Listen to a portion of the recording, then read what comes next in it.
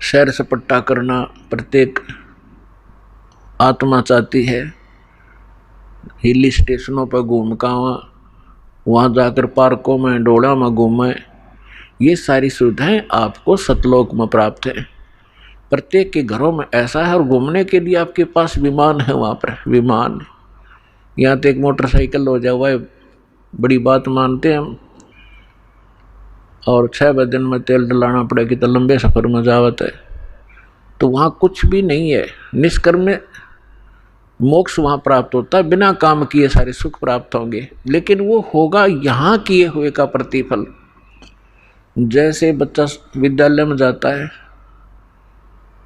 और विद्यालय में यदि वो उन सुखों को प्राप्त करता रहे जो उसने नौकरी प्राप्त करके प्राप्त करने थे, विद्यालय में यदि वो ऐसे ही सैर सपट्टे करता रहे, टीवी फिल्म देखता रहे, गाने सुनता रहे, जो उसका उद्देश्य उसको कर नहीं रहा, तो वो आगे चल के बहुत दुखी होता है। इसी प्रकार वो जो विद्यार्थी अपने सच्चे दिल से पढ़ाई कर जाते हैं, सफल हो जाते हैं, तो फिर उसको उस फील्ड में जा करके वो सुविधाएं प्राप्त होती हैं जो उसकी शिक्षा का ही प्रतिफल होता है। ठीक इसी प्रकार आप जी विद्यार्थी हैं जिनको मानव शरीर प्राप्त है। ये सब ड्रेस है अलग से। जैसे विद्यालय में जाने वाले विद्यार्थियों की अलग से पोशाक होती है, इसी प्रकार आप जी को जिनको मानव शरीर प्राप्त है पूरे विश्व में, ये परमात्मा पाने वाली यूनिवर्सिटी में विद्यालय में प्रवेश प्राप्त कर चुके हैं। इनके इतने अच्छे नंबर थे कि इनको प्रवेश मिल गया और ये ड्रेस मिल गई। नहीं तो कुत्ते गधे सुअर की ड्रेस ये पहले आप पहने हुए थे।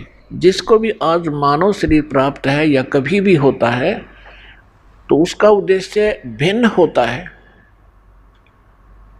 और उद्देश्य को छोड़कर वे यहीं पर कोठी बंगले कार सांग सिनेमे ताश खेलते रहते हैं, राजनीतिक गपौड़ मारते रहते हैं।